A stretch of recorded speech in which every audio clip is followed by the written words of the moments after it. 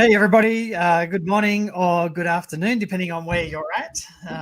Thanks for taking some time out of today's session. Just encourage you just to drop into the chat and just say hello. I can see a few people already saying hi in the chat. So the chat's just on the right-hand side, and would love you to maybe just let us know where you're tuning in from today, and maybe a little bit about what you do, your role, who you work for, that sort of thing. We're just going to give everyone a minute or so to join the call, and then we'll get started in a bit. So hopefully everyone can find the chat. We can see some people coming in from Monash, one of our clients, which is great. Sam, you do a lot of work there. Yeah, got a few of my Monash friends coming in. It's exciting. It's good. Welcome. So you've got plenty of opportunities to use the chat throughout the session today. So make sure you know where that is and how to find it. Yeah, it's awesome just watching all the people coming in. I was going to say too, I'd love to know, given we're talking today about remote working, what you think your biggest challenge might be in remote working, whether that's like technology-based or personal-based. So I was really keen to find that out, because if we can, we might try and address some of them during the session. Yeah, that's a great idea. Excellent. Yeah. Dean of Arts at Monash Uni. Yeah, we've got a few.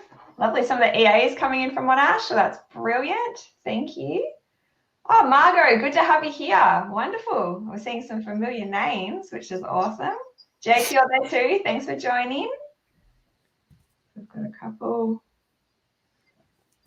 That's super active chat. We're going to have fun following along. My brain's going to be overloaded trying to keep up. Julie, she's already got her challenge. It is too quiet at home. Monash Arts, lovely. That's classic. Julie, I think we've got like 50% Monash on here at the moment. We're topping it out. This is awesome. That's awesome, yeah. Just looking at the numbers, there's just over 50 people on at the moment, so that's great. Yeah. Appreciate you taking some time out of your day. Hopefully you're comfortable and you've got some questions ready. You can fire them through on chat for us. And we'll answer as many of them as we can today. We may not get to all of them. We'll see how we go, but we'll also give you an opportunity to fill out a quick Google form at the end, and anything we don't get to or any resources you need, or if we mention anything and you're like, gee, I'd love a copy of that, then you can just put that in the Google form and we will come back and give that to you soon. So it's just a couple of minutes in, so how about we get started? I'll just introduce myself, and then Adam and Sam, you can do the same for you as well. So I'm Mike. I'm the Director of Using Technology Better and Google Certified Teacher and Trainer. I've been working full-time in the company for just on 8 years now. So we're a 100% remote workforce, and one of the great things about that is that we actually feel what you're feeling right now. There's a transition that you do go through when you go from working in an office environment to one where maybe you're working from home, isolated, or working in small teams, managing all the chaos of what's happening at home, distractions, all of that sort of thing. So obviously as a company, we use G Suite a lot. It's our main productivity tool that we do use. So we're deep in the tools. So as well as training on them, we do use them personally. And so we'll be sharing some of our workflows and some of the ways that we work together as a team as well. Now, Adam, I might throw over to you and you can say hi and introduce a little bit about yourself. Perfect. So, hey everyone, my name's Adam Miller. So I've been with UTB team for coming up 5-6 months. It's been flying by so far, but really enjoyed my time here coming into this business. Prior to this, I was with a large retailer organisation in New Zealand with over 10,000 team members. So really interesting transition going from sort of a hybrid semi-remote team there where I had team members all across New Zealand to a fully remote, no office location anywhere in the UTB team. So been a really interesting transition coming through. Background was in the last business I was in was a bit of a hybrid of Office 365 and G Suite business, whereas my component of the business was operating in the G Suite environment. So excited to talk to you guys today and just give you some ideas and tips around what I've seen during my transition and my time on how to be more collaborative, effective, and productive using the tools that you've got available. I'll hand over to lovely Sam. Thank you. So I'm Samantha, and I am in another country entirely from these two guys. So they're sitting over there in New Zealand, and I'm all the way down here in Australia, where a lot of people are joining us from. So I'm based in Victoria in the lovely Mornington Peninsula. I've been with UTB for nearly 4 years, Mike, which is pretty exciting. So that means I've been working in this kind of remote scene completely for 4 years. So in addition to sort of bringing that day-to-day experience, my role here Using Technology Better is a trainer predominantly around G Suite with our education, our business, our government customers. I get extremely excited about anything to do with efficiency and collaboration and productivity. So that's some of the tips I want to bring you today. My camera's kind of flashing a little. I don't know if anyone else is seeing that. So if I'm looking weird to anyone, apologies. I'm just that excited. That's what's happening to my camera. So yeah, it's the energy. Yeah. Cool. All right, back to you, Mike. Yeah, that's great. Thanks for that. Hopefully everyone's internet hangs out today. We've been on a few calls today and we've had a few issues in Australia with some people. So good luck with that. We are going to have a recording and we'll send that out to everyone anyway. So you'll always be able to go back and watch some things again if you don't quite catch it. So keep your eye out for that email that's coming from us. There's already people saying they'd like a link to the Google form, so we'll send that to you as the webinar goes on a little bit today as well. So keen to just give you a few tips and tricks as we get started, but I thought it would be good to start with a conversation with Adam about how he found that transition of working in a large corporate enterprise to a more of a remote company, and then just even some of that transitions you went from, where you were the champion, the G Suite champion inside that large organization to then coming and working with a Google partner company. Yeah, perfect. So I'd love to talk about that experience. So just from my background coming from the business I was in, most of my team were in a sales function within that business. They were spread across the country. So obviously they're communicating both internally and externally using G Suite tools to do so. From my experience with my team members, the majority of the time where they struggle or is just managing the incoming internal communications and also the external communications, follow-ups, making sure that you're engaging with the customer and those sorts of things. So from what I saw when I was in that business, a lot of the problems stemmed from effectively just managing the communication channels coming in properly. So I thought that I was pretty up to speed with G Suite coming into this business. Until I sat in on a session with Samantha. I think it might have been my week 3, maybe, and she was doing a training with one of our partners over in Australia. And just a couple of the tips that I learned straight away really revolutionized how I manage my inbox, automations around that. And so reflecting back on that, it was quite interesting to think in an organization, where you've got 4,000 people using that, there's not necessarily training available or a resource available to know what you don't know. So I think that was the biggest aha moment for me. Coming from that is inbox management isn't necessarily seen as something that needs to be upskilled on. It's almost an expectation for team members coming into a business. And we sort of take it for granted that people understand how to manage that workflow, which sometimes is a false assumption. So I guess that was probably my biggest reflection coming in. And really if I had have known that in my past role, it would have provided me a few opportunities to make sure my team are well equipped and well skilled in their tool set that they've got available. Yeah, totally. It's a really interesting, because so often you don't know what you don't know, right? So today what we want to do is just run you through some of our favorite tips and tricks, I guess, but also base it on a lot of the questions that we've had coming at us over the last few weeks as we're helping schools and businesses transition towards, a little bit more of that remote work.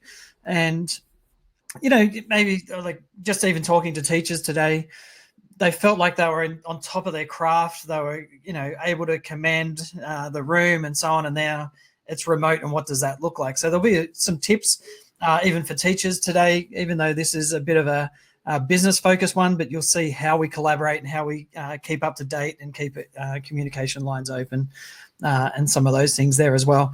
And obviously, a lot of people are under pressure. It's hard when you're working at home, trying to find that link between family time and home time because you're always home.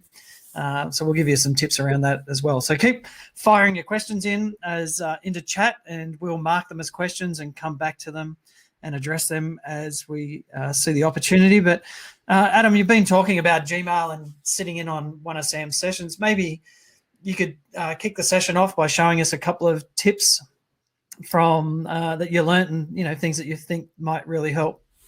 Perfect, no worries. And I can see Sam smiling because she can't wait to see me doing a little bit of mimic training of what I've seen her do in the past. So there's no pressure on at all for me. So I'll definitely just pull up my screen here and be able to showcase maybe just maybe 3 of my favorite tips and tricks that I've learned in the last 5 months. So this is just a demo inbox, so feel free to read the detail if you like. This isn't my live inbox, so don't worry about that. So I guess where I'm first going to start, one of my favorite things from just a to-do list point of view, a lot of people spending a lot of time within their inbox. In my past role and in big corporate in general, you get a lot of internal communication. So being able to cut through the noise, automate filters, those sorts of things. So the 3 things I want to really highlight within Gmail that have changed my productivity and the ability for me to cut noise is tasks, filters, and Gmail inbox layouts. These are things that people may use to a certain point, but it's really about thinking about your own context and how you can apply that in your day-to-day. So I'll show you how I apply in my day-to-day, and then obviously you can apply that to your own context within your business. So I'm going to start off with the taskbar on the right-hand side here. So this is usually shrunk. The amount of people that I've talked to in the past that haven't never clicked this button and made it come out, you'll be able to tell whether the task has never been used because it'll come up with get started on the right if you've never used it the whole time. So probably my favorite thing about here is the amount of areas you can bring into tasks. So the way I use it and the way I manage it is generally around email follow-up or even day-to-day tasks. So example of that being, let me just quickly pick an email from here. So Lucinda Baldwin, reference checks for CM director role. So if I wanted to follow up on that, it's as easy as clicking and dragging if I already know what that is. Another way I can get that in there is by going into here, and I know one of our team members, our marketing manager, Julia, who I think is sitting on here, found this out the other day, that you can add to tasks directly from the email itself if you're already in there. What I love about this function is that from here, you can basically adjust the name and the details. You can set it in different tasks, which I won't dive into that detail. You can set deadlines for what you want, including times and deadlines. Adam, can I interrupt really quickly? Because I like to do that. Yeah, for sure. So I know Julia will be watching this and she'll be like, oh my gosh. So super exciting. Breaking news. The reason Julia found this task the other day is because it's actually been added as a button, a brand new button up the top. So whereas Adam had to click on the 3 dots and go into the more menu, you don't have it yet, Adam, but Julia's got it. She's obviously in the early stages of a rollout. So there is actually a new button coming up there called Add to Task. Perfect. Very good. So that's the great thing with G Suite as well. There's always these new buttons that appear and new functions. So I think if you're looking at these buttons, and this is another point to make, if you're looking at these buttons and you've never used them before, click on them, see what they do. I think that's the best way to explore G Suite because you're not always going to be getting updates coming straight from Google. So sometimes things just appear. Have a look, have a play around in your environment and make sure that you try to utilize the tools as much as you can. So within here, you can add subtasks. So if it's more project-based and you've got things below that you need to do, obviously you can add that. I think my favorite part around the tasks piece is once you've set the deadlines in, we'll just pick a deadline here. It's easily sortable, but the main thing for me is to be able to quickly come back to an email. So if I know that there's a task and I need to get back to this email and it's 3 days later and I've forgotten where the email is and I don't know where I need to search for it, it's as simple as clicking on that and it'll take me straight to the email that task is related to. So that just helps me navigate my inbox without using search functions or anything. It's literally using my tasks. You can have multiple task sections as well. So if you've got multiple teams, I used to split my tasks up by my teams. Or if I'm working with somebody in particular a lot, I'd even have a task section just between myself and that person. So that moves, I'll be able to tick my tasks off now. So that moves me into email filters. So email filters is something that I probably didn't use much in the past, but I definitely have now, and I wish I had it in the past. So an example of where I would have used it in the past, as soon as I woke up in the morning, I'd have 18 to 20 emails already sitting in my inbox. Most of these were automated internal emails coming from reporting functions with Excel files attached to them. It wasn't something that I'd necessarily go to first thing in the morning, but I used to have a routine where I'd go and check those. So the filtering function can be really powerful if you want to auto tag or auto allocate things or miss your inbox. I think that was really something that I could have used massively in my last role. I've actually had to talk to a few of my existing team members, and I've shown them that function because I know that that still is the case now, and it's really made it much easier to clear the noise out of your inbox. So filters are really, really simple to apply. If you're in an email, the easiest way I find to navigate the filter system is to find an email that you want to filter or a type of email that you want to filter and work directly out of the filtering section within the email. I find that the easiest, most simple way to filter particular types of messages. Once you're in this function, it'll highlight whether it's from, to, the subject, whether it's got an attachment or not. We go through to create filter. So in my case, in my example, what I would have done is I would have actually skipped my inbox automatically, and I would have tagged it with a label. So my label would have been reporting. So therefore it automatically labels it and automatically skips my inbox. So at any stage, if I want to look at my reporting, I can click.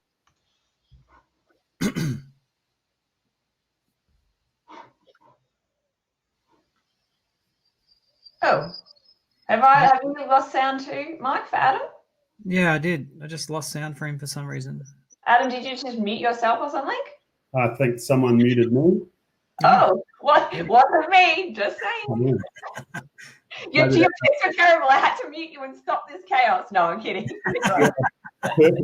Yeah, so basically, just from filter functions, really go through it, think about your own context, think about emails that you're getting a lot coming in that maybe you could check up on at a certain time rather than having to actually action them within your inbox.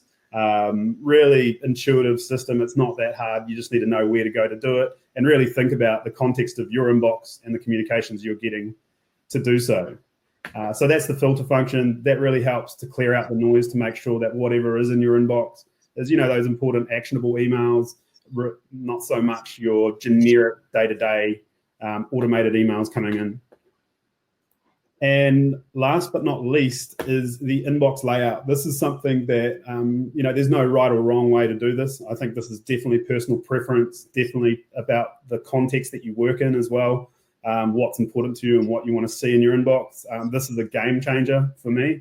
I do a lot of follow-up work with a lot of partners, a lot of external partners. So there's a lot of actioning emails and a lot of follow-up type of emails that I need to do in my past role and in my current role. So one of the big things for me is following up and, knowing if I'm awaiting a reply or following up. So really simple way to action this is in the settings function within your inbox. And you go to the inbox label. Right here underneath inbox type. In my last role, I used to use the unread first label. In the way I work now is I use a priority inbox. So what this priority inbox does is it gives you options to have basically split segments, and I'll show you what this looks like once you apply it. So important unread is something that I always have up the top personally. From a start option, typically, I'm just thinking about how. Do you want me to do, so just click on options there, Adam, next to where it says start. I think I know what you're trying to do. I'll click on options on the right. Yeah, and just go into more options. I think that's what you're looking for. There you go. Yeah. That's why we've got a trainer on the call with me. Instead of having starred, which is the system I used to use with stars and flags. So anyone that's come from maybe an Outlook background, stars and flagging is a pretty popular way of managing your inbox in an Outlook area. So I'll normally have a follow-up section and I'll also have a awaiting response section. So now when I go back into my inbox, it is all now going to be changed up into segments. So I've got all my new incoming inbox. I've got my follow-up. So basically, if I've got Samantha here for a final board report and I need to follow this up, my label's in here. I can select follow-up, and I can also archive it. A lot of people are confused around delete versus archive. It's definitely something I've heard Sam talk about in the way that she describes it. Do you want to describe maybe your thought on archive versus delete, Sam? Yeah, sure. Do you want me to do that now?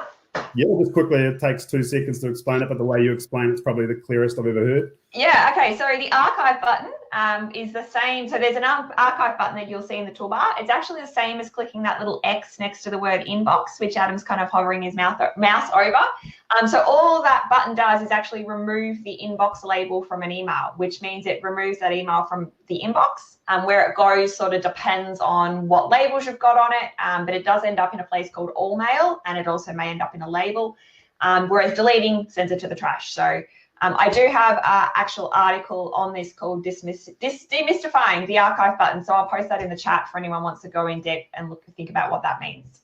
Perfect. So coming from an enterprise G Suite background, I just used to archive everything. I never used to delete anything. That way I could always find it in my search. There was no need for me to delete it, but there's been a lot of questions where I've heard people weren't too sure what actually happens to your file when you archive it. So in this case, now it's out of my inbox as such, but it is sitting up with a tag with follow-up. Of course, you could use filters if you want to be really smart about it, and you've got certain things that you can do with actions, and you can do some more advanced skills with the filter function to auto tag emails to sit into these priority inboxes. So just to summarize, really, it's the tasks function, the filters function, and the Gmail inbox layouts using priority inbox. That would be my 3 favorite tips that have really adjusted my productivity and my ability to make sure that I'm getting back to people on time and not forgetting about things. There you go. How did I go, Sam? Was that not too bad? Pretty good your first go. I'll give you a performance feedback after our call in private if you'd like. Yeah, well, maybe we should put a little poll up on the side to see what the team that are watching thought. And the Monash guys that have heard me do this spiel, they can vote now whether they would prefer Adam or me next time. So guys, you can totally do that. There we go. Let's go, Monash. No, what I was going to say though, what I was going to say was I've got blog posts on most of those things Adam just showed, which actually goes into detail about how to set it up. So so I'll post them in the chat, and if you fill in the form at the end, we can send those follow-up resources as well. So if you want step-by-step instructions, we've got that. One question can I just quickly add that we had come through, I will show when I do a screen share later. A couple of people couldn't find the tasks in your sidebar on the right-hand side there, Adam, and that's usually because people have collapsed the sidebar down. So when I share my screen later, just remind me to show you how to do that. Excellent. And for everyone who's playing along at home, we've just put a poll in. I just said, was Adam any good, yes or no? Oh, did you do a poll? That's so cool. Oh, you've got one vote, 100%, Adam. Woohoo. Yeah. Be kind. Do you like Sam or Adam better? No, we can do that one afterwards. Yeah, while I'm at 100%. Take a screenshot, buddy. It's the best it's going to be. Yeah. Yeah, that's awesome. I mean, it's always interesting when we talk to organizations about Gmail and calendar, and we say, they go, can we do like a 5-10 minute session on email, like how much can you possibly do? And we're like, well, we do have a 2-hour session. And they're like, surely not. Yeah. But there's so many different ways you can customize it, so many different ways you can work. Like I don't use the priority inbox personally. I've got a different workflow altogether, and I use snooze buttons heavily to take stuff out. So there is a whole lot we could show you on that, but not necessarily for today. On that, Sam, it's much more than just Gmail though. Hey, like in terms of staying connected, in terms of, keeping people to working on a project asynchronously, so that, we're not in the same room, sitting around the same boardroom, but we may be working out of sync. There's a lot of tips and tricks around that that we like to share. Yeah.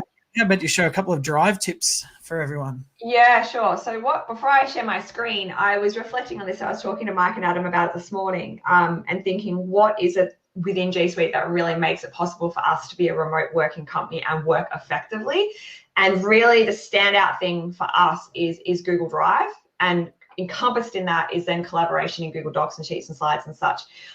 So I often talk to people, a lot of our clients have still got traditional file servers, on-prem kind of storage, and they often use Google Drive as well, but they still predominantly do a lot of stuff in their local file servers. But then there can often be access issues for that, or version issues, all that kind of thing, where we've never experienced those problems at all because we've only ever functioned as with Google Drive. So we use Google Drive as our file storage solution plus our collaboration solution.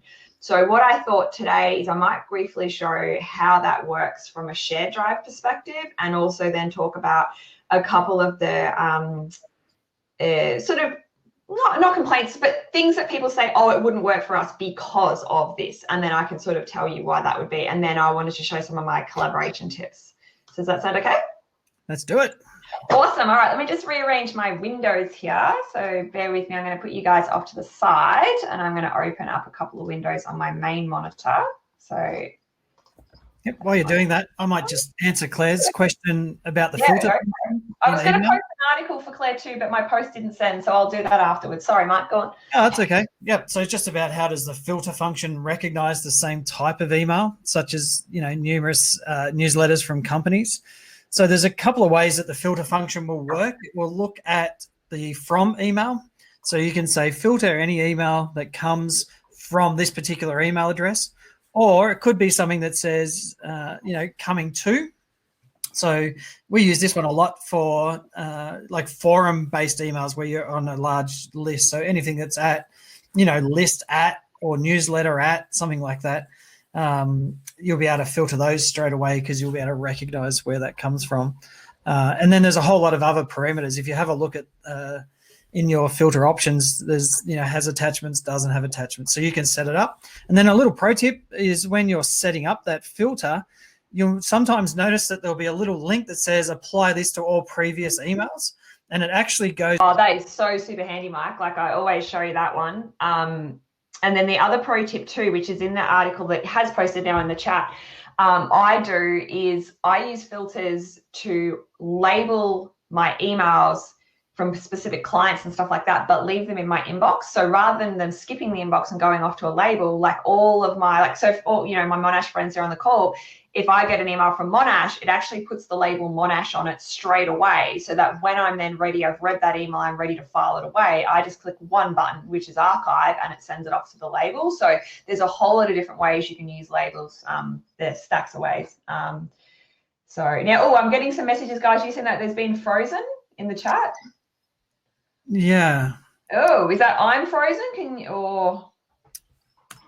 Not sure. You're coming through fine for me, Sam, and I'm assuming you're... Lost sound. Julie says we've lost sound, frozen. You're cutting out. Ooh, okay, hang on. We're just going to see. Some people are saying they need to reconnect, so it might be there. And all good now. Angela's come back in. So we might, people are saying I had to reconnect. All right, I might just give people a second to come back in. Yeah, everyone's saying. While you're waiting for that to come back in, I've just put up a poll as well for anybody that one thing I love about shared drives, and we've just gone through this process, and Sam definitely has gone through this process with us, is, with shared drives, how easy is it to find your files? I think that's the biggest indicator of how well your shared drive's filled up or completed. So I'll just put a little poll in there. I'd love to hear from the people on the call, based on your experience with shared drives, what your shared drives are like for you to be able to intuitively find what you're looking for. Yeah. Oh, good poll, Adam. Awesome. All right. So I think people are coming back. So that's good. I can go through. So a couple of things I got on the screen at the moment. So on the left, I've actually got our shared drive structure. So I'm not going to go in and show you our actual files, but I'm going to show you on the top level. So we've actually just recently done a whole project to implement this internally. So really quickly, in your Google Drive, you will have a My Drive and you will have shared drives. And it's really, really super important to understand the difference between those two areas, because it's crucial in terms of making sure you're protecting the data of the organization. So My Drive is for the content that you create yourself, and you're actually the owner of that. So when I say the owner, it's your Google account for your organization that actually owns those files. So, there can be instances whereas you might, win Tats Lotto and decide to leave your organization, and your account may be deleted, and if, appropriate action's not taken, those files can be lost. So I always say to people, it's really important that business critical files aren't stored in your My Drive. And there are a lot of companies that still have really comprehensive folder structures in My Drive. And if that's your organization you're listening now, it's really important to try and start shifting them to shared drives. So what shared drives are is very much the G Suite equivalent of what you'll be used to as a traditional kind of network file system.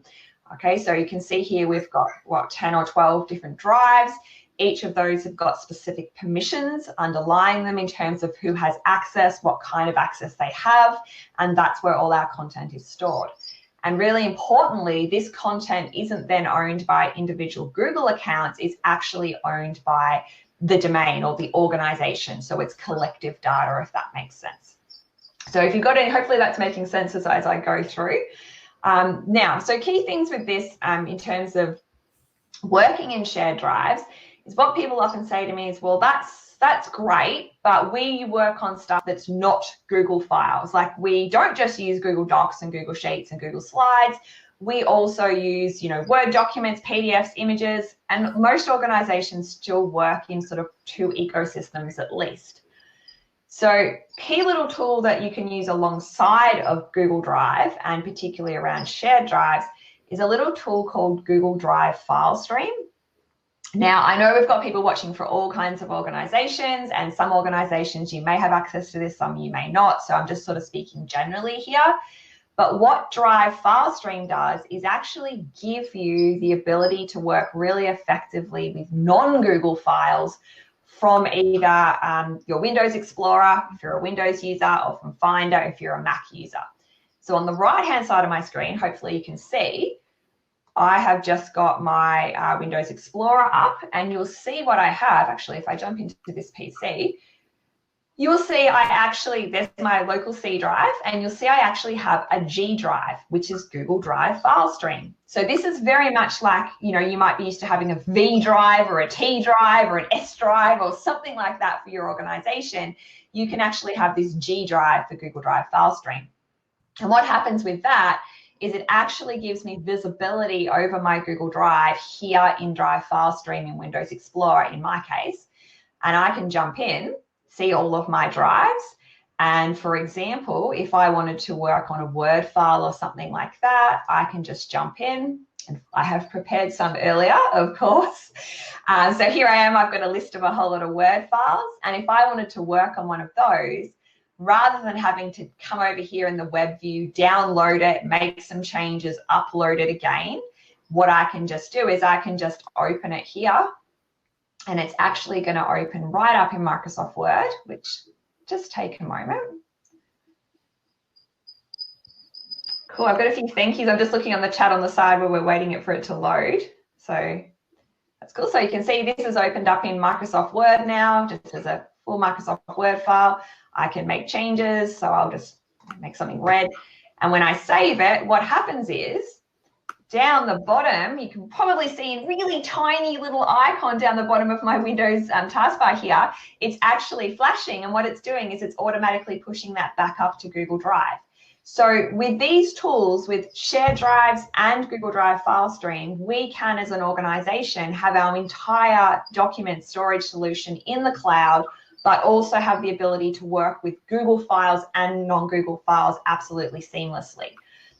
So, I mean, I won't go into it today, but we do have a course that covers all this as well. I can even, if I am in Microsoft Word, I can see if other people are in that file, so we don't have conflicts. So yeah, that's there's a whole lot more to it than that. But our top tip really as a remote organization is to make sure you have some kind of solid document management solution like this sitting in the cloud, because then you are working really easily together. And we haven't even got onto collaboration yet. So cool. Guys, do you have anything to add to that before I jump into the collaboration piece? Probably just from past experience with shared drive. When I came into this business 5 months ago, I think everybody has their own methodology of trying to locate files and folders, and I think the one thing that I've seen with shared drive is somebody really needs to own that space and really set it up from, with consultation of team members, of course, but set it up in a certain way and really stick to that. I think Sam's just gone through about a month and a half process reorganizing and resetting up our internal shared drive. And I think from what I've seen of that process, even though it is a lengthy process, once you've done it and set it and done it well, as long as you manage and police it to a point, then you're going to have a really nice intuitive file sharing system where everyone can find what they're looking for with an easy. And you've done some really cool tricks around just some guides on when you go into the file. I don't know whether or not you want to share what that looks like, because I think that was really a call out of what you did for people. I can show that, and I can also. So here's just one in a bit of a demo drive that's safe to show. So what I've done in every drive is actually put a guide, really simple, just to explain to people what goes in that drive and what doesn't. And probably it's a good time to say that the whole idea of using shared drives is that you don't just have one shared drive with everything. You actually have multiple shared drives all linked to purpose, and that's because you can control access to those with different people needing different files. So even in our relatively small organization, I think we've ended up with 10 to 12 different drives. So yeah, so here's just an example. Sorry, it's a bit slow to load on my connection end. Really quickly, tick, cross, here's what goes in here and here's what doesn't. And that's just living in a Google Doc. So, which is a good, actually, I'm glad you said that, Adam, because I can actually show a feature that is only just been released generally not even last week. I think it was Monday it came through, a general release feature in Google Drive. So some of you will have access to it. Some of you won't have access to it yet, but it is coming. So you might notice that this file looks a bit different to most files in Google Drive. It has this like weird little arrow thing here. So what you can actually now do is you can create shortcuts between files in different places on Google Drive. So often, like we have as a team as well, we have these issues like, oh, this file needs to be here, but it also needs to be there, but it makes sense to me that it's here and it makes sense to Mike that it's there. So what we can do is, as long as we can actually decide on a primary home for that file, what we can actually do now, sorry, I'm having some performance issues my end because of my big stream, is that we can right click on a file.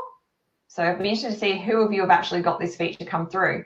But you'll see it says add a shortcut to Drive. So what I can do now is actually put many shortcuts all the way around. So that's something that's been really super helpful for us in setting up our new structure, and something you guys might like. So yeah. Now, was there any questions that you wanted me to address, guys, that you're seeing in the chat about this piece before I move on to the collaboration piece?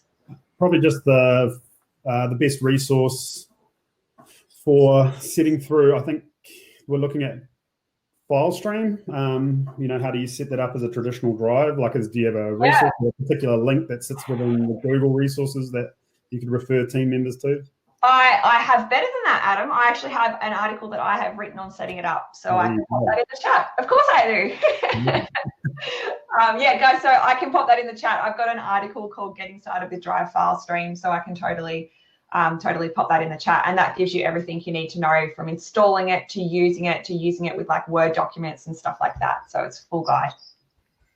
It's awesome. Julie's just saying, loving the Drive shortcut functionality. It's certainly something we've been hanging out for a long time. So. Yeah, we've been lucky. We've had it in the beta phase for a few months now, and it's been so awesome. And yeah, I was super excited when it got announced on, I think it was Monday as general release. So yeah, super cool. All right, so that one aside, the next really big piece for us, and is really essential to us be able to be responsive as a company and work together really well, is collaboration. So, and this is where G Suite really, really absolutely shines. So I see a few people in the chat going, oh, great, I can still use Microsoft Word. 100%, like, the reason I'm showing you these tools is to show that you can still use your existing tools. But I really don't want to detract from the fact that if you want to collaborate with your teammates while working remotely, your best bet is to be using Google Docs, Google Sheets, Google Slides, etc. even if you're using, legacy files, Word and PowerPoint and all of that kind of stuff, you're still going to potentially have version issues. And we don't want, the last thing we want when we're working remotely is 10 more emails coming through with like version 1.2 of this document, version 3. Can you go in, Adam, to line 4 and update this? So that's what you don't want. And this is where you can really use the G Suite tools to avoid that scenario. And I was trying to think, like, guys, Mike and Adam, like, we spend a lot of our time every day in documents working collaboratively, I would think. That's out of my deduction. I'm seeing nods. Yeah. So, and that might be like putting together proposals, project documents, reviewing. Like, we spend a lot of time proofreading and reviewing work, and all of this is done in Google Docs and sometimes slides and sheets, depending on what we're doing. So hopefully you can see this on my screen now, make it a bit bigger. What this is, let me just bring it up, is the actual document that we use to plan the webinars, the first one of which you're seeing today, and we've got 2 more coming up. So we've done this remotely, of course, and we've done it here in Google Docs. So first point I'd love to make about Google Docs is if you've used it before and thought it was a little bit basic, you just haven't experienced the full power of Google Docs. It actually does a whole lot of really powerful stuff that you can dig into. I won't be going into that today, but yeah, don't sort of be put off by initial your first experience. There is a lot you can do, but what I want to highlight today is the collaboration features.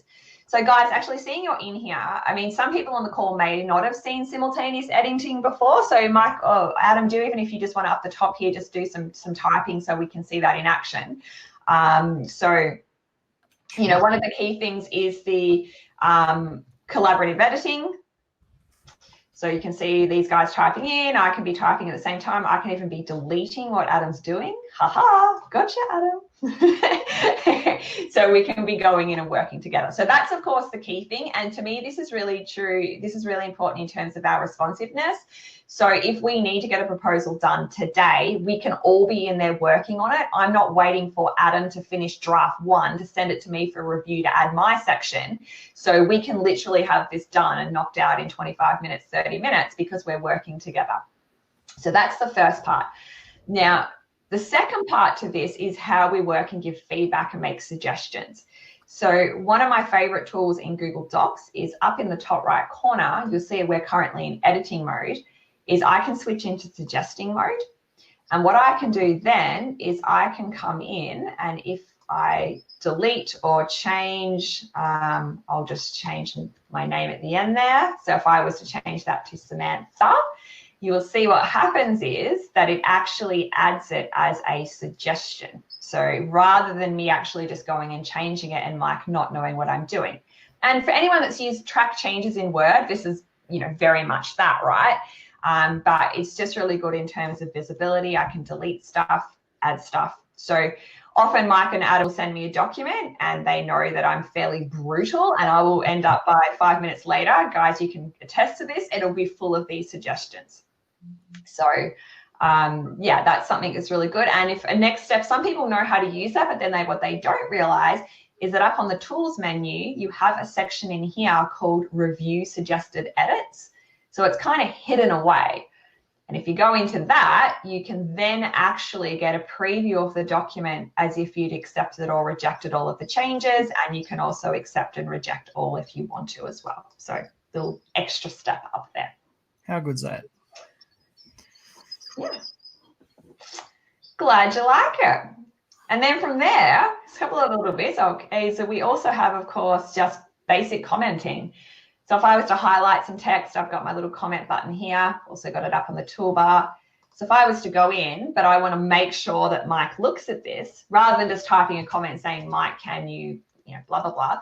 If I can actually tag Mike, and there's a couple of ways to do it. I've just got like drilled into my brain. The way I do it is I always type a plus and then I start typing Mike. So it says, Mike reading, can you review this? So Mike will actually get an email ping about this. He knows which section to come back into.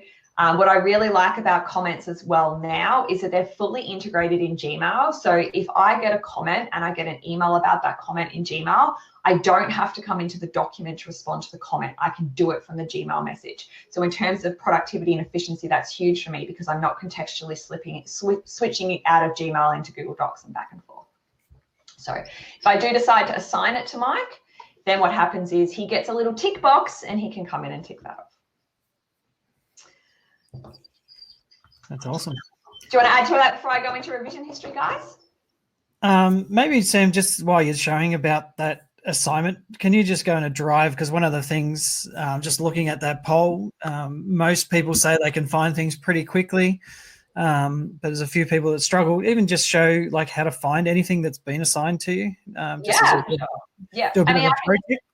Yeah, totally. What I might do, I just might close up and do revision history in here, and then I might go back. If people are keen for it, I can just do a really quick 101 on Drive Advanced Search. More than happy to do that.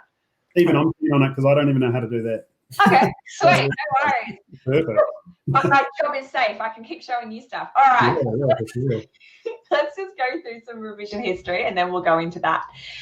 So again, another key thing with collaborating is that often there's that feeling of, oh, I don't want to work with other people because what about if they change something of mine and how do I get it back? Or what about if they bugger up my document? And there's this kind of this fear thing. And I think that's even more so when you're working remotely because you just kind of like, there's all these faces behind desks doing things in a document and like, how do you manage that? So number one feature really of Google Docs that makes all of this possible is the revision history. Now, again, there's a couple of ways to get to it, and usually I show one way, and then everyone's like, oh, you should show the other way. So I'm going to show you the way that I normally do, which is File, Version History, but also say that you can click up on here where it says See New Changes, or it says, sometimes it says like saved 5 minutes ago or something like that. So either way, you can come into that, and then you can go into Version History, and it'll load up. This is the power of Google Docs. I can see every single change made to this document since it was created, down to a granular detail. So you can see on the right that I created this document yesterday afternoon at 1:55 p.m. and the three of us have been working on it since then. So I can, if I want to, I can go back and see this is the very first thing that I did at 1:55 yesterday, which was a blank document. And then 1 minute later, I'm guessing I might have put a heading. Yep, I put a heading in. There you go. And then we can see it continues to build up. And any of these little boxes here with a little arrow on the left, that'll actually break down. It says there, expand more detailed versions below. But you can see here based on the color, what I've done, what's Mike done. Mike, I feel like I did a lot more work than you yesterday. Just saying. I feel like we just sat back because you were going to correct everything we did anyway. So, so you were just letting me do it first. I love that. So now you've like, that's made me lose my track of thought. Right, so important point, right? Let's just say Adam comes in and he changes it all. And I'm just like, oh gosh, that was terrible. What's this guy thinking? Like, and I want to get my work back. All I need to do is go back. So I might do this from yesterday and I can actually restore a previous version of the document, which I will go ahead and do. So what that is going to mean is that all of that stuff we've done since yesterday is now gone and I'm back to my original document. So if you're thinking at this point, if you're kind of new to Google Docs and you're like, oh my goodness, Sam, you've just actually wiped out all of your planning for all your webinars, don't panic because now what happens is it's just another version again. So I can always move back and forth between all versions of this document. So there's also more advanced stuff to do that, but that's enough to get us going. So I might go into advanced search, but is there any other questions, guys, coming in the chat you want me to answer about that stuff before I move into a little bit of advanced search? I'm just hoping that I shared the correct file stream drive. Hang on, I don't remember peering at my, yeah, that's the right one. Nice work at it. There you go, easy.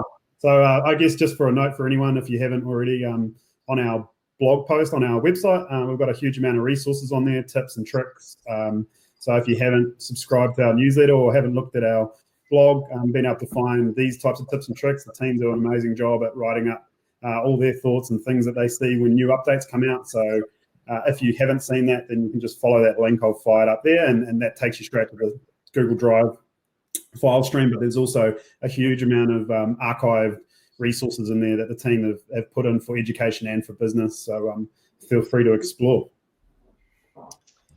Cool. Now I've just seen a couple of questions come in. Thanks for that, Adam, by the way. I just quickly want to talk about Nicole. When the comments in a Google Doc, we receive multiple emails grouped together and it's hard to follow any tips. Yeah, that's a really good point, Nicole. So if there's a lot of commenting going on in a document, you do get that idea of like one email with multiple comments. If that's the case, to be honest, my tip is I actually open the document. I don't stay in the email in that context because it is too hard to follow. So I would open the document and then look down at the comments in context of the document. That's always my workflow when we've got a lot of commenting going on. So I've got another one there. Why does Google Docs sometimes duplicates documents? So generally what I think is when that happens, it's usually when there's some conversion of Microsoft Word files going on. But I think it's Venetia who's put that in. You're welcome to fill in the form and say you'd like some sort of follow-up questions and I can chat to you about that. But usually that happens when you've got a Word document. You convert it to a Google Doc and then you would end up with a Word version and a Google Docs version. Sometimes what happens is someone else comes in and then converts that Word document to a Google Doc and you end up with a second Google Doc. So that's generally the workflow that relates to that.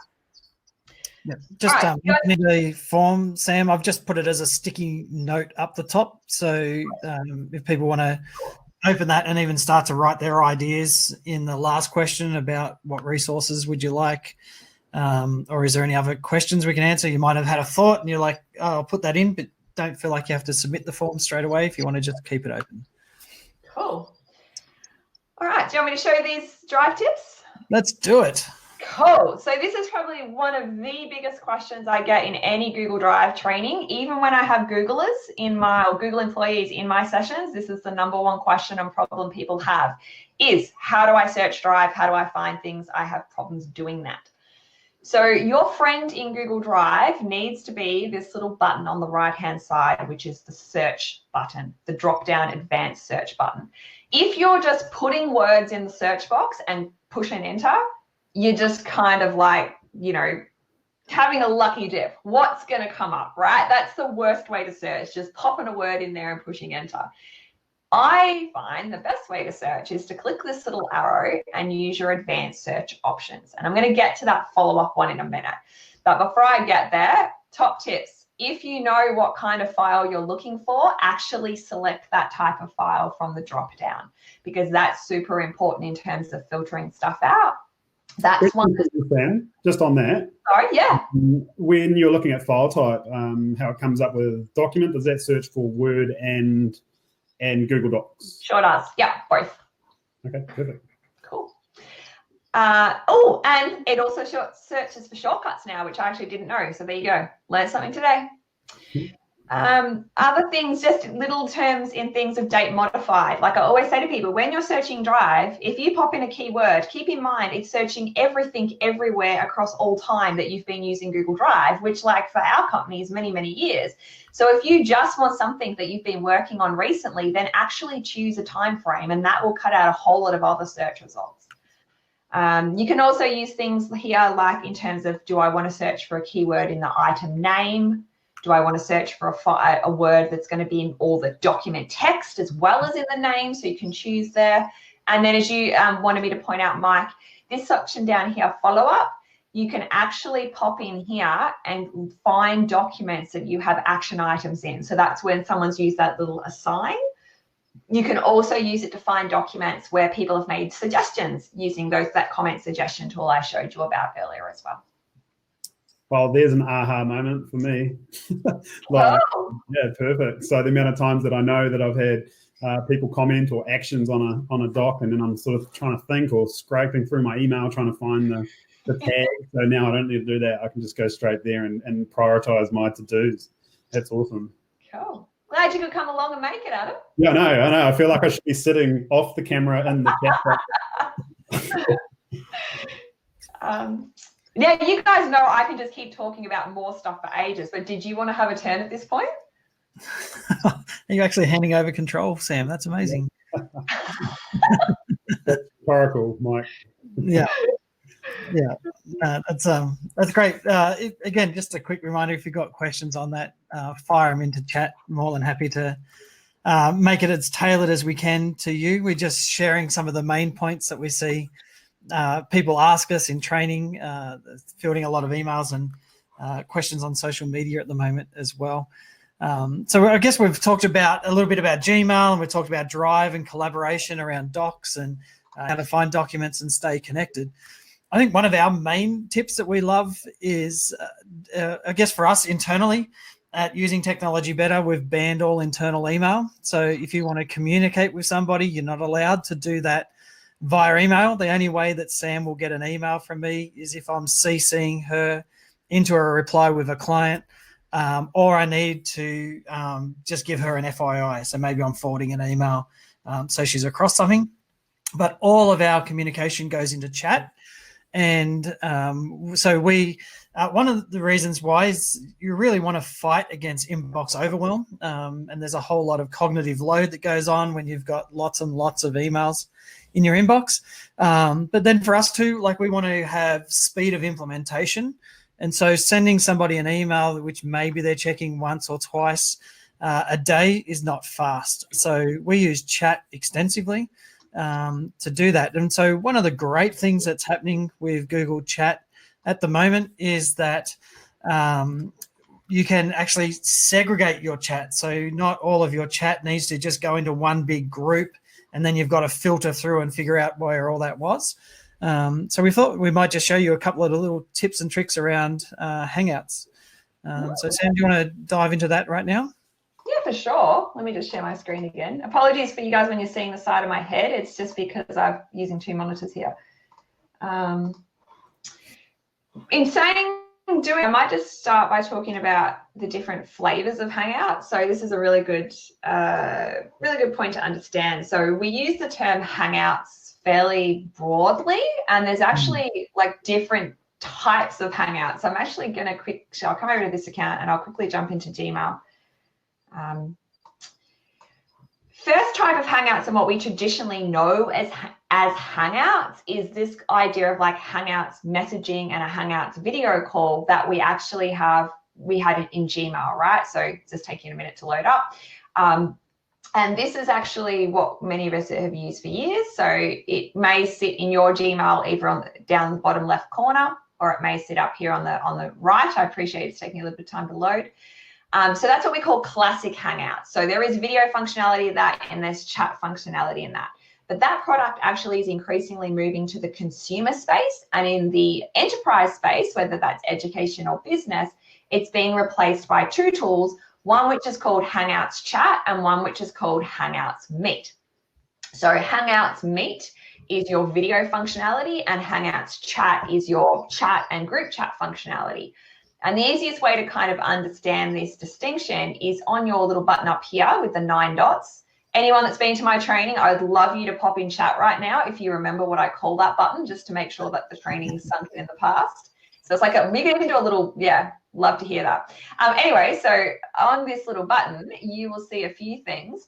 There's the classic Hangouts that I talked about. And then we've got these Hangouts Chat and Hangouts Meet. So these are the products particularly I want to talk about today. So just to make sure that distinction is really, really clear. So is anyone popping in? Oh, woohoo! They've got the answer right. Johanna, fantastic. And we've got Darlene as well. Love it, guys. If you're wondering, I wasn't sure whether they were talking about the button or the content that we're talking about. Waffle button, thank you. I think that's the one. I'm not waffling on, it's the waffle button. All right, so in the chat, so this is Hangouts Chat. Now, what's really significant about this tool is when a lot of people don't even know about it because they just stick with chat that they've got in Gmail. But this is really, really cool because it really helps when I've got a team that you're managing remotely.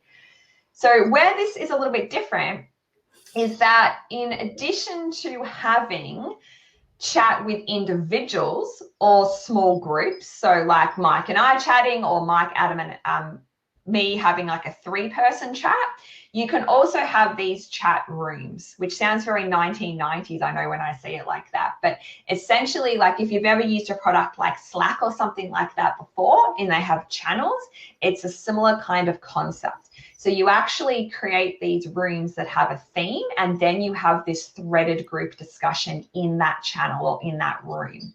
So this is just an old account that I've gone back to give you some context so I don't have to show you our real day-to-day chats.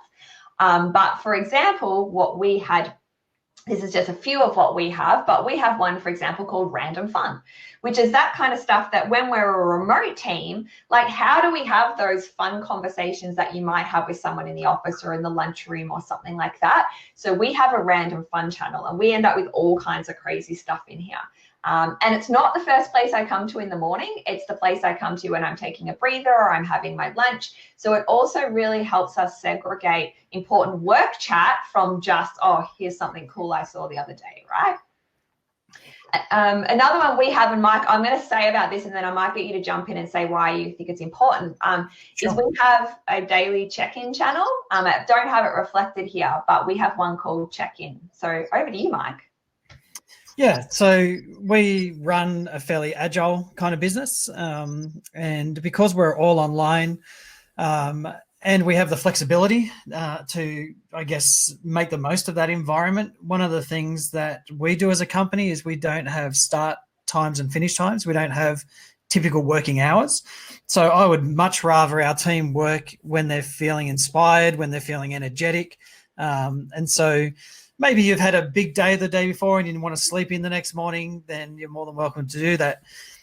Or if you want to, it's a beautiful day outside and you want to go for a walk for an hour, that's fine. So what we would just say to people is that check in when you're at your desk and check out when you're not, just so the team know where you might be responsive. Sometimes people will say, like, I'm out, but I'm on mobile, which means, like, you know, still feel free to hit me up if you need. Or sometimes they'll just say, like, I'm out completely. Also for our guys, because they do travel a lot. Normally. Normally. The work, what we do for our occupational health and safety too is we just say check in when you're leaving and check in when you arrive, and then we do check up on each other if we do forget to do that. So it's just a nice way to keep the team communicating, keeping everybody on top of what's happening, and then also it does go for a bit of a health and safety reason as well. Yeah. And I mean, so this, like something like this, like Hangouts Chat, where you have these channels and this discussion, this is what Mike means when he says we don't send internal emails, because all of that internal discussion's in here. And what's really important is, again, like I guess I was talking about the speed of collaboration, we have a speed of communication, because we're not waiting for emails back and forth and, you know, 10 different replies and all of that kind of thing. Someone can put a post in here and bang, bang, bang, we have the responses, we have the decisions. So that's, super, super important. Now, in this context, I can't go through like a full training session on how to set this up, but again, feel free to pop in if you're interested in more information. This would totally be a tool to go to for you, Hangouts Chat. Yeah. So Sam, on that, there's just a few people, and we thought this would be the case, where they're saying they can't see it in the waffle. It's obviously not been turned on or enabled for them yet. Interesting. I'd be interested for them to try to go to chat.google.com and see if it's actually, just you can maybe see tinily up the top then, just chat.google.com, and see if it's actually been blocked or not. It may just not be showing up, but it may be available. If not, talk to your IT support. Yeah, it could be that whoever's managing your admin for everyone's domains has actually turned that off. And it could be that there's a policy why that's been turned off, or it could just be they don't even know that it's there, and their policy is to block rather than enable. So you may have a chat about that one. Yeah, I'm seeing a few coming through. Like, not available for Monash, that's super interesting. Yeah, okay, cool. Excellent. So I mean, in terms of using these tools, again, like how do we collaborate in real time? How do we keep each other up to date? And just keep projects moving forward, especially if you're not working at the same time, when you're all in a room, in a meeting together, and maybe sharing a document like that. Sam, I'm just looking at the time. We've been going for just on an hour.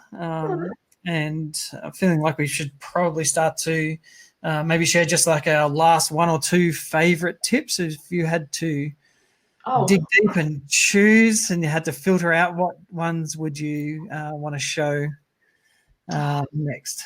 Can you guys go first if we're going to do one each, so that way I've got time to decide? I think I'm going to show Google Keep, but I'm just going to wait. What if I want to do Keep? Oh, well, I've got plenty of tips up my sleeve. that's good. Okay, yep. Well, I'm more than happy to go first if you want, and I'm just going to share my screen. I'm actually Jamboard if you do keep. I don't know. I'll see. Yeah. All right. We'll see. So I'm just going to share this tab here. So this tab is a Google form, and so this is a form that I just built for you guys really quickly as we've been working, and basically it's a way just to be able to get any data and surveys, or and then the great thing about this is that you can just bring everything into a Google Sheet. So anytime that we basically want to run a poll or we want to ask for information, then you can create a Google form really easily. So basically, you just go to your Google Drive, and I'll tell you what, let me stop sharing this because I'm just sharing a tab, and I'll share my whole screen. And then you'll be able to see how I can get to a form. Because this helps us cut down on emails too, Mike. I'm just thinking particularly in large organizations where people send out like, what do you want of this, or what are your agenda items, and that kind of thing. Like using a form actually cuts down that. It brings it in through the form instead. Yeah. So in your tab here, just under new, if you go and hit more, and it's hidden underneath the more tab, so Google Forms, and it will just show up for you here. A little tip, we use this a lot in school for organization, that what you call your Google form here, so I'm just going to call it example, you don't have to have the same title up the top here. So this is the forward facing, or what people in the community or whoever's filling out the form will see. If I click there, it will put example here, but I could put DCS 001. And so for me internally in Drive, this means something, but externally it might mean something different. So sometimes you may want to think about who publicly sees it versus how it's working internally. And then in here, there's a whole lot of question options that you've got. So if you click the plus button, you've got multiple choice and checkboxes and all sorts of things. You can even allow people to upload files straight into Google Drive for you, which is quite handy. And then under here, depending on the type of question you've got, you can also validate those responses and do a whole lot on that. So we've got a whole lot of articles on our blog that shows us how to actually set these up. But the great thing about this is that when they come in here, we can click on responses, and it will show everybody's response individually if I wanted to, in terms of seeing that as a summary of responses, but I could also click on individual response and we'll see all of their details there. You'll also notice that up the top here, there's a little spreadsheet button. And if I click on that, I can create a new spreadsheet because this is a brand new form, and it will just open up a new tab for me.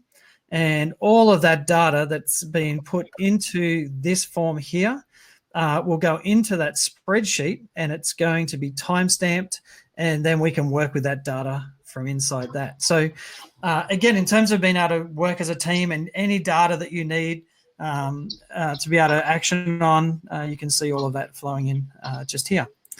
So really, really nice way to be able to work in your Drive account. And quite often people don't realize it's there because, again, it's just hidden underneath that more button just down here.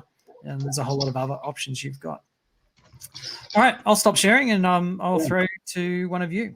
I'll pick up and leave Sam. She can finish off with the best tip of the day. So I think mine's not so much to do with collaboration, unfortunately, even though this webinar is about remote learning. It's probably a tip that I saw within a Sheets session that I did with Adrian Francis, who's one of our trainers, who's a super Sheets nerd. He loves it. I'm not even going to show you anything to do with Sheets. I'm just going to show you a button for me that I've really found super helpful. So it actually is across PowerPoint, Docs, not PowerPoint, sorry, Slides, Docs, Sheets, and might be a couple of others, but I'm not too sure. And it's the Explore button. I'll just quickly show you on my screen. I'll just minimize this.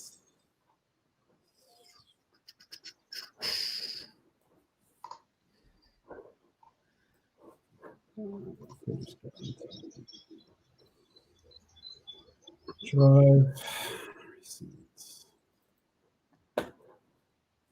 So across the whole platform, you will find a little button on the bottom right-hand side of the screen that, once this loads up, Oh, you can see my screen. Yes? yeah. Hopefully we can see the button and our video is not blocking it. If our video is blocking it, just trust us, guys, that the button's there and it says explore. No, bring it. Yeah, that's it. Just bring your screen Over across there. and attach, Adam. There you go. Yeah.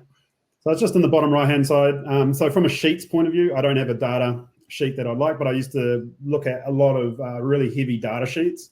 And I wasn't aware that there was an explore button where, as technology gets better and better, they're building some amazing artificial intelligence into this function. So rather than me having to know a ridiculous code or formula to be able to bring up the information I can ask basic questions that I'll be answered to within the Sheets functionality, within slides. I present a lot and build a lot of slides out, but my graphic design skills are poor, to say the least. So the explore function within slides enables me to be able to get some good ideas, good design ideas using artificial intelligence within Google's ecosystem to come across as a better slides user than what I really am. And also within Sheets, there's some massive formulas that that your business analyst might know, but you may not, that you can really just talk to it. And I'm really looking forward over the next 3 to 4 years, particularly in that function, how artificial intelligence enables people like myself and people like everybody on this call, I'm sure, who are looking at Sheets or doing slides or docs, and they just want a little bit of support from artificial intelligence to make the presentation better or be able to analyze the data better. So I think that's my top tip that I know that a lot of people have never actually clicked the explore button. So it's definitely worthwhile when you're in those tools to actually push that, see how it goes and see how that works for you. Cool. There you go. My turn? Yeah, it's all you. Wait, I couldn't resist. I've got to do keep. I just can't not because I love it so much. So this is how I keep myself organized and how I keep track of what I need to talk about with other people. So interesting, like Adam showed earlier, using the tasks in Gmail, and I will quickly show how to find that if you can't find it.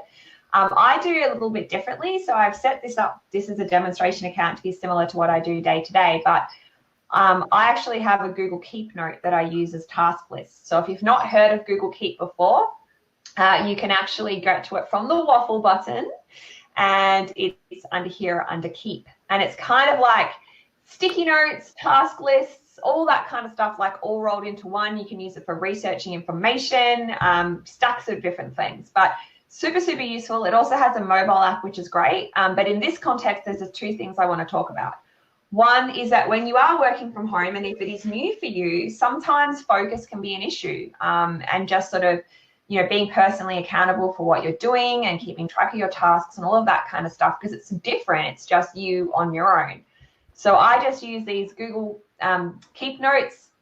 You can do with little checklists. So to start with one with a checklist, you can just click this little new list button. It will start a note with a checklist of items. And I do one where I have just next tasks, which is all the tasks that are in my head that I have to do. So I haven't allocated them to a day or anything like that. But this is great because if I'm on a call with Mike and he's like, Sam, can you do this? Then I can just pop it on my next task list. Then I have a note for each day, and I actually pop over that day what I'm going to do, and I tick off as I go. So it's really, really straightforward and simple. The other thing I have is like this kind of discuss with Mike or a discuss with Adam or a discuss with someone note.